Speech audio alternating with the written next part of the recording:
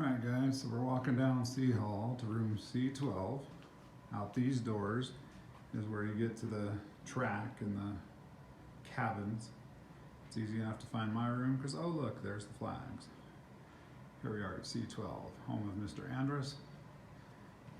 Let's take a look at what we got inside.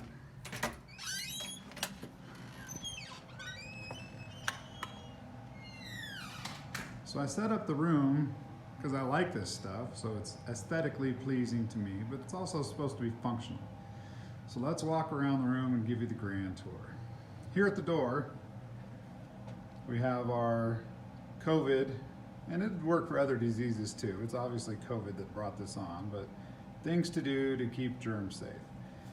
We're not going to be able to socially distance most of the time in class. I just have too many kids, not enough room. So you're going to need to wear masks. Make sure you bring one every day.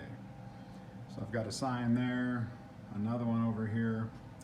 As you come in, you've got a calendar up here, and there I'll write due dates or project dates, test dates, so that you have an idea of what's going on. But they're different for different classes sometimes, especially when we're doing the block schedule. So you're going to have to pay attention to that. Okay, this clipboard here is where I will put the roll sheet. So if we ever have to evacuate, we can keep track of who's there. And that's really helpful when we have substitutes, which doesn't happen often because I really hate not being with my class. Right here, this giant vest, it says Andrus on it. Oh, and there it is. That's your hall pass. So this year's different. If you need to go to the bathroom for most of the year, instead of doing it in between hours, we're going to ask you to wait until during the hour.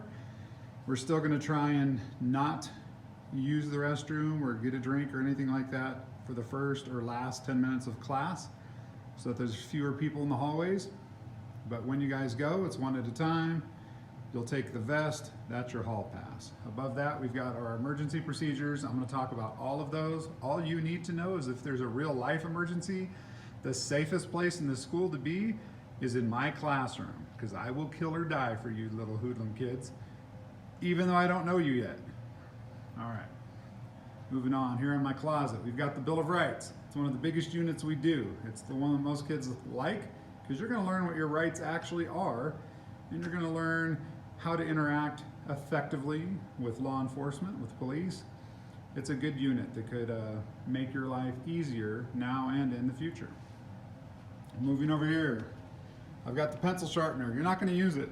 I have an electric pencil sharpener. I have a stash of sharpened pencils I'll show you in a minute, so that people aren't touching the pencil sharpener. Okay, this is kind of my Star Wars area. I got Darth Vader. I'm a big fan. So we got some movie posters and whatnot of Darth Vader. I like me some Star Wars. Down here is where you're going to turn in your homework. So they're labeled. Here's advisory 4th, 6th. So that's your Monday and Wednesday classes. Over on this side, we've got 2nd, 5th, 7th, and my NHD is National History Day. So if you have paperwork to turn in, it's going to get turned in those receptacles. And that's how we'll keep track of that. I also have a suggestion box. So I'll put some 3x5 cards there. If you have a suggestion, a comment, a good lesson, something that didn't work good, you're struggling with something, I don't care, put them in there. You don't have to put your name, they can be anonymous, but don't be rude, don't swear, don't carry on. So here's this cabinet on the left side where there's all those open spots. That's where you can put stuff when you come to class. Your whole backpack's not going to fit there, but if you have books or something that you need to sit down so you're not all cluttered at your desk, that's where you put it. But anything you put there, take with you when you leave. Okay, moving on from Star Wars, here's kind of our Columbus wall. We start at Columbus, some of the other history teachers don't. We're going to talk right off of whether that guy's a hero, discoverer, or just some evil slave-making jackwagon. Like most of history, that's debatable. So we'll go over that. Here's a list of the presidents. Depending on how the election goes, I might have to get a new one in a few months, but we'll see. Okay, this area here in the corner is where I keep some Native American items.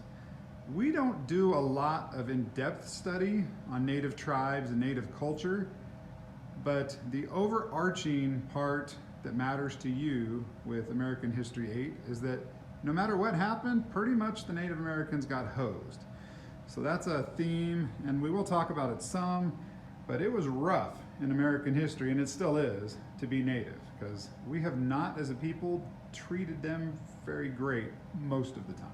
There's exceptions. We'll talk about it. Okay, moving around the room here. This is the word wall. So I will write words on this that I think you'll need to know for tests, and also words that might trigger you to think about something. So I'm not going to write a word in an entire definition or a paragraph. I'm just going to write one word. If it gets on the word wall, that word wall stays up for tests. So it's there with words to trigger things in your mind to help you remember. It's just a tool. Here we've got some of the founding fathers working on the Declaration of Independence. Okay, I'll give you a test later on who those are. Every day when you come in, right here on this whiteboard, we're going to have vocabulary that matters for whatever the lesson is for the day, the actual standards we're studying for the state, what that means in real terms, because they're all written in nerdy teacher speak. And this one right here, it says today's roadmap. That's what we're going to work on and when we're going to do it. So that's going to be a little different for fourth hour, because I don't have you guys as long, but I have you every day. And I'll generally write that roadmap for the full-length block periods. But that's going to give you an idea of what we're doing when, so that you're not surprised. Okay, the middle board is where we show videos. And this is a history class. We show a lot of videos. They're short, and when a video's on, what do I expect from you? To sit up and watch the video. Take notes if needed. Don't talk to your neighbor. Don't be disruptive. So that's kind of where we're headed with that. Lots of videos though. Hopefully you enjoy those. Okay, I've got some stick.